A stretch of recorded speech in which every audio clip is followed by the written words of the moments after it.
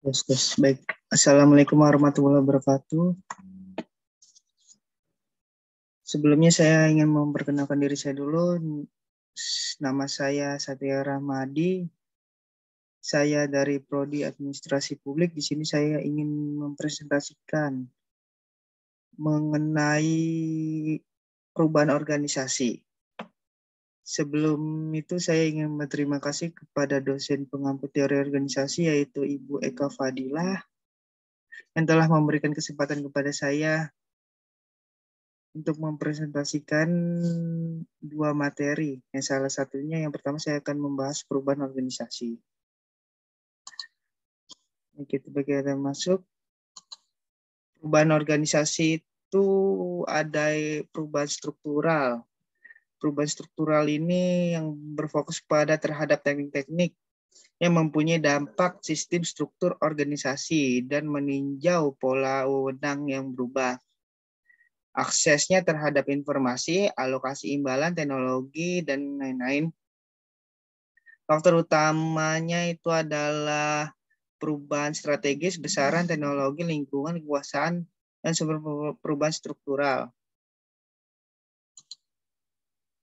Ini ada beberapa determinan struktural. Yang pertama itu ada perubahan tujuan, pembelian peralatan baru, kelangkaan tenaga kerja, implementasi suatu sistem pemrosesan informasi yang canggih, peraturan pemerintah, dan yang lainnya.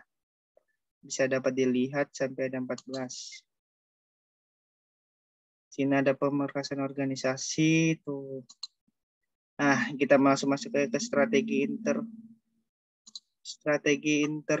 Strategi intervensi ini digunakan sehingga proses perubahan berlangsung. Yang pertama itu adalah struktur, teknologi, proses organisasi, dan ini ada strategi menghadapi penolakan perubahan. Taktik yang digunakan untuk menolak perubahan ini ada 6 taktik yang digunakan, yaitu pendidikan dan komunikasi. Penolakan dapat dikurangi dengan melakukan komunikasi dengan para pegawai untuk membantu mereka dapat melihat logika dan dari perubahannya. Terus taktik ini berdasarkan asumsi bahwa sumber penolakan terletak pada salah satu informasi. Yang kedua itu adalah partisipasi. Orang biasanya sulit menolak suatu keputusan tentang perubahan jika ia terlibat di dalamnya. Dengan mengasumsikan bahwa para peserta mempunyai keahlian yang memberikan kontribusi berguna dan kesertaan, mereka dapat mengurangi penolakan. Yang ketiga adalah bantuan dan dukungan. Jika ketakutan serta ketegangan dari pegawai itu tinggi, maka konsultasi dan terapi pegawailah jadi hal yang harus dilakukan.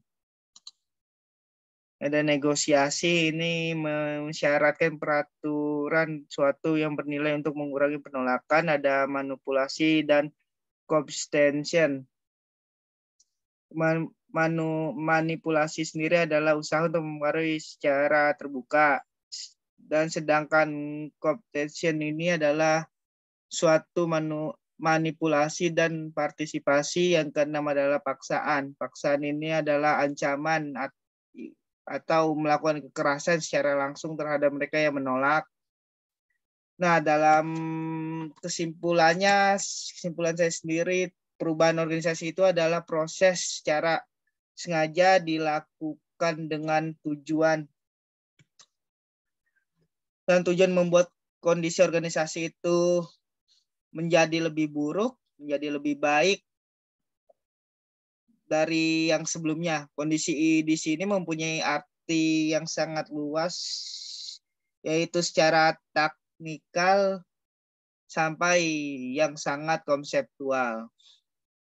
Nah, sekian penyampaian materi tentang perubahan organisasi. Saya akan langsung masuk ke materi yang kedua.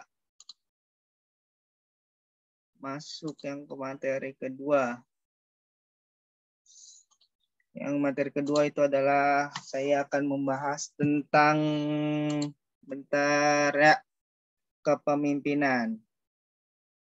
Kepemimpinan sendiri itu adalah suatu proses, adalah suatu kekuasaan untuk mempengaruhi seseorang untuk mengerjakan atau tidak mengerjakan sesuatu. Dalam artinya itu adalah yang mempengaruhi orang aja gitu ya.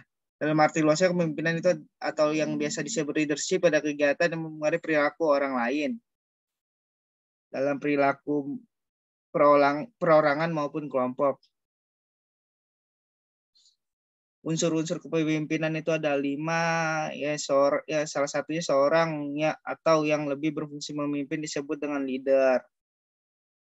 Ini ada pemimpin versus non pemimpin, maksudnya pemimpin sejati versus pemimpin yang bukan pemimpin sejati. Pemimpin sejati itu ciri-cirinya, salah satu cirinya itulah memberikan inspirasi kepada bawahannya, dan sementara yang bukan pemimpin sejati adalah memberikan tekanan atau dorongan kepada bawahannya. Itulah salah satunya. Di sini tipe kepemimpinan ada tipe otoritatif. Tipe pemimpin ini bertindak diktator pada bawahannya. Ini ada kelemahan dan kelebihannya. Salah satu kelebihannya adalah keputusan akan dapat diambil dengan cepat. Kelemahannya suasana kaku atau mencekam. Contohnya ada Hitler dan 2 lainnya. Itu ada tipe demokratis. Tipe demokratis ini adalah kebalikan dari pemimpin sebelumnya, itu otoratif. Dan ini ada kelebihan dan kelemahannya. Kelebihannya salah satu pemimpin demokratis ini hubungan antara pemimpin dan bawahan harmonis dan tidak kaku. Kelemahannya adalah proses pengambilan keputusan itu sangat lama karena diambil secara bermusyawarah sampai menemukan titik terang. Contoh pemimpinnya itu ada 2 orang ini. Yang ketiga ada tipe paternalistik.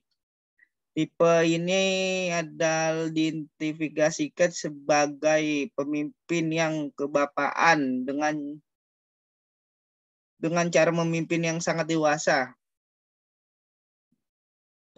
Dan pemimpin ini adalah tegas dalam mengambil keputusan dan bawahannya akan merasa aman karena dapat perlindungan. Kelebihan dan kekurangan dari tipe pemimpinan ini adalah kelebihannya adalah pemimpin pasti memiliki sifat yang tegas dalam mengambil keputusan. Kelemahannya bawahannya tidak memiliki inisiatif dalam bertindak karena tidak diberikan kesempatan. Contoh kedua pemimpinnya ini adalah, kalau dapat dilihat, satunya adalah seorang guru ya. Yang keempat ada tipe militeristik. Tipe ini adalah pemimpin yang paling disiplin tinggi karena berdasarkan militer. Kelebihan dan kelemahannya, kelebihannya salah satunya adalah tegas dan tidak memiliki wewenang mengambil keputusan. Kelemahannya Suswano cenderung kaku dan formal. Contohnya adalah presiden kita. Yang kedua adalah Bapak Soeharto. Yang kelima ada terakhir tipe karismatik. Tipe ini adalah memiliki energi tinggi dan daya tarik untuk menarik masyarakat untuk mengikutinya. Kelebihannya itu dapat membangkitkan semangat bawahannya untuk bekerja lebih giat. Dan kelemahannya, para pemimpin karismatik mudah mengambil keputusan yang beresiko. Contohnya ada Nelson Mandela dan Insinyur Soekarno sebagai bapak proklamator kita. Dan pada intinya kepemimpinan itu adalah kemampuan dalam memimpin, mengendalikan, dan mempengaruhi orang lain untuk mengikutinya melalui perasaannya dan melalui perasaan orang lain untuk mengikutinya. Tapi untuk jadi seorang pemimpin itu membutuhkan tanggung jawab yang sangat besar. Kalau dapat dipilih, bisa memilih, saya akan memilih tipe pemimpin paternalistik. Karena salah satu alasannya saya itu berani bertanggung jawab atas kesalahan saya maupun kesalahan dari bawahan saya, dan saya tidak suka hal yang bertele-tele dalam mengambil keputusan.